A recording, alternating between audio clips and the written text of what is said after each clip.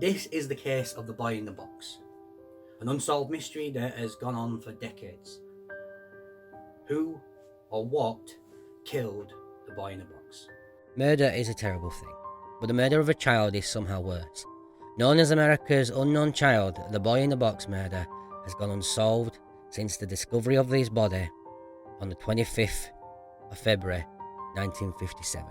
The mystery starts technically on the 25th of February 1957, as on this day the boy's body, wrapped in a plaid blanket, was found in the woods, Susquehanna Road, in Fox Chase, Philadelphia. The boy's naked body was inside a cardboard box which had once contained a bassinet, the kind sold by J.C. Penney. Features were recognisable. For instance, the boy's hair had recently been cropped, possibly half after death, as clumps of his hair was clung to his body as if he's just had a haircut. It was also noted that the boy's nails had been clipped too.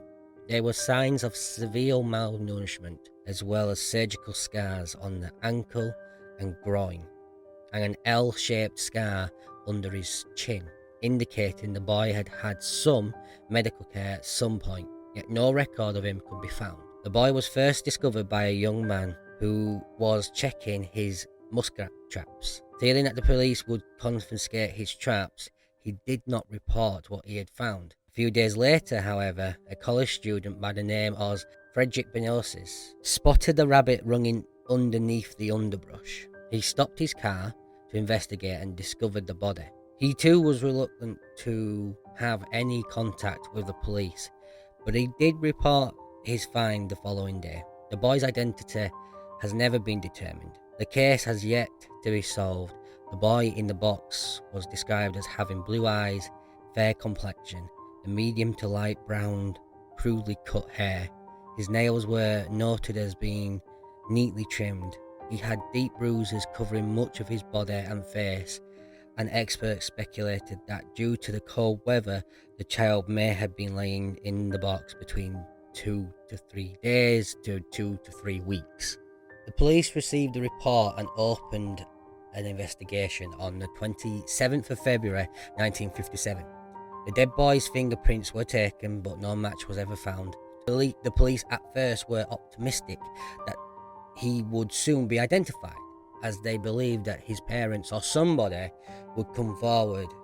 However, no one ever came forward. The case attracted massive media attention in Philadelphia and the Delaware Valley. The Philadelphia Inquirer printed 400,000 flyers depicting the boy's likeness, which were sent out and posted across the area and were included with every gas bill in Philadelphia.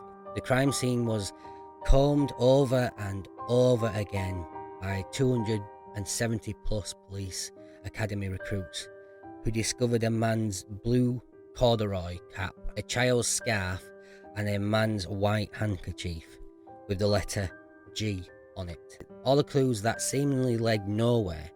The police also distributed a post-mortem photograph of the boy fully dressed and in a seated position, to give you an idea of how he may have looked like when he was alive, just in the hopes of it may lead to some kind of clue. Despite the publicity and the sporadic interest throughout the years, the boy's identity is still unknown.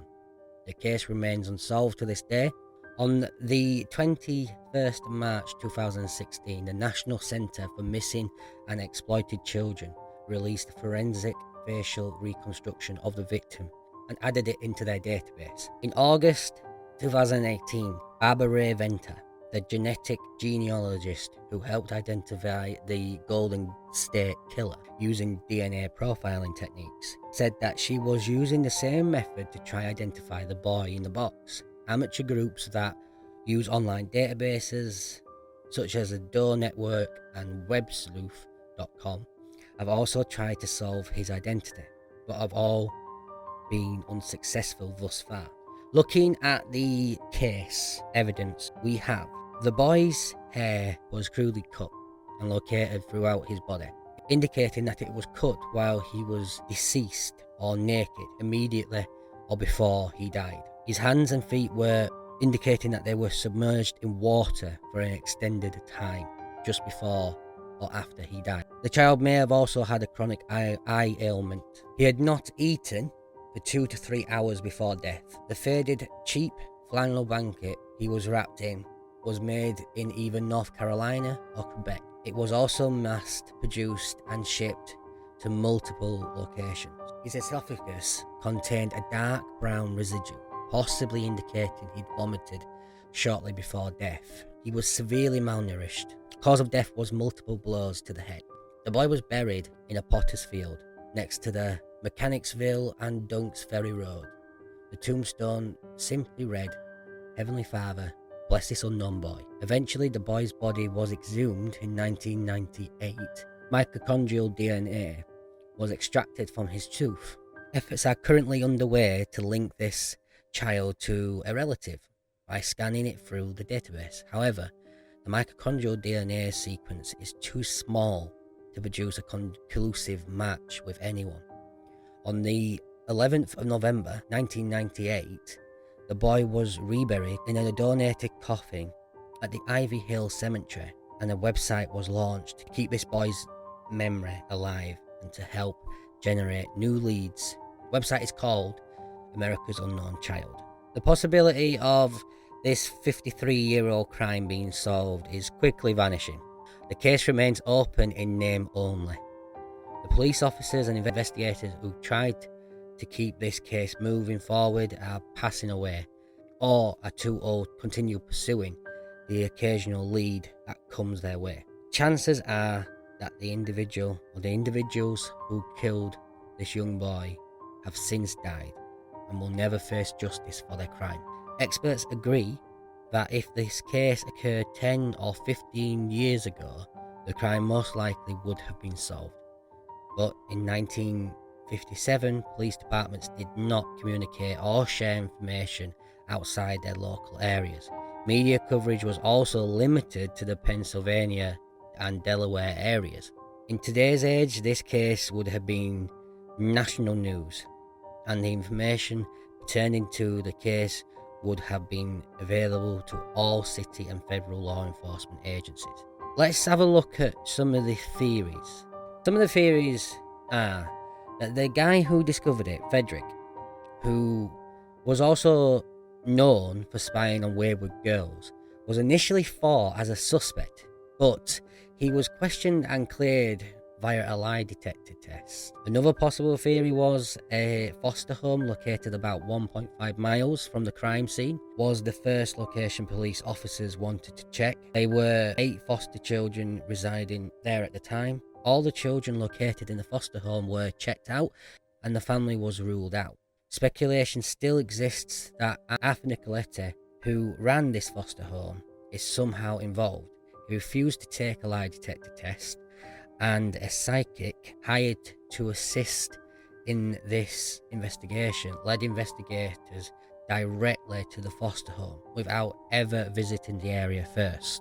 But quite possibly the most plausible and interesting theory is that of the businesswoman known as M. The strongest lead occurred in May 2002, when a businesswoman known as M from Cincinnati, Ohio, claimed her mother purchased the boy from his parents in 1954. They named the boy Jonathan.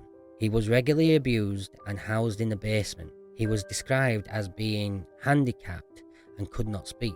M claimed her mother killed him by throwing him down on the floor after he vomited in the bathtub after eating baked beans. Investigators thought this was the lead they were looking for to finally solve the case. However, after 6 months of attempting to corroborate her story, it was determined that M had a history of mental health problems, and none of the information she passed could be proven.